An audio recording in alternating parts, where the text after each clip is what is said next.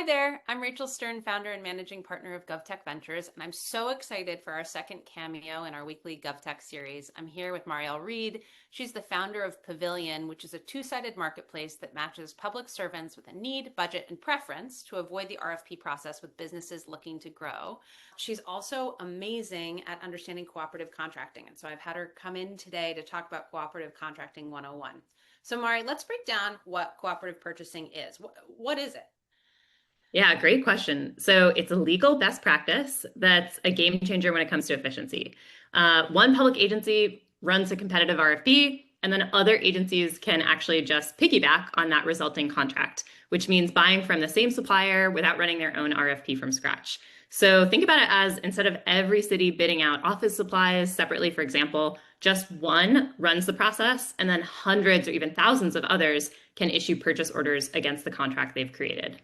So, like a hypothetical, San Francisco runs an RFP and awards a vendor, and other agencies can just make purchases using that same contract? Exactly. So the contract typically needs to meet a couple of criteria. Number one, it was competitively solicited and awarded by a public agency. Number two, it's still active, so it hasn't expired. And number three, it includes shareable or cooperative language, which is basically some language that allows other agencies to use it. I mean, that sounds like the dream. How can a business actually get a cooperative contract? Yeah, so there are typically three pathways for tech startups, and they're not mutually exclusive. I see businesses, using them concurrently. So the first one is any RFP you respond to is actually a chance to win one of these shareable contracts for your business, even with just one local agency. So check contracts that you've already won because you actually might have shareable language in that contract already and just not realize it. Number two, you can respond to RFPs from national purchasing cooperatives. These are organizations like Sourcewell, Omnia Partners, NASPO Value Point. There are truly dozens of cooperative organizations out there that specifically create contracts for nationwide use. And third, if you're in tech, you can also sell through value-added resellers or VARs who hold cooperative contracts. This is really common again in software and IT. And like, what's a business model on a cooperative contract? Yeah, so someone has to pay. Cooperative organizations typically charge what's called an administrative fee, can be anywhere from 0.25% to 5% of gross sales. And you, as the business, will pay on every sale that you close using the contract that you've been awarded.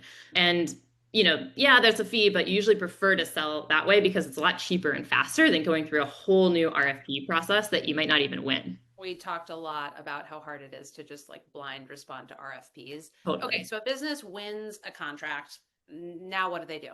Yeah, don't let it gather dust. So that's kind of the number one pitfall I see constantly, which is just amazing contracts sitting unused in digital or physical filing cabinets across the country. So first of all, tell everyone, list these contracts on your website, add links in your email signatures, mention them on your first calls. And when a prospect says, hey, we need an RFP, you can say, actually, here are our cooperative contracts. Take a look.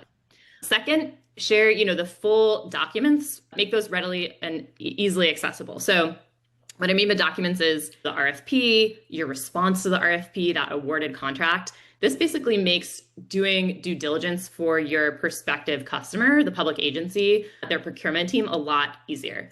And then third is make sure agencies can find you. So Pavilion helps showcase your contracts where buyers are searching and helps buyers understand which contracts and suppliers can meet both their scope requirements and their compliance requirements. So you can actually use these contracts not just to close deals faster, but actually to drive inbound discovery from public agencies as well. Wait, so it's both a closing tool and a discovery engine?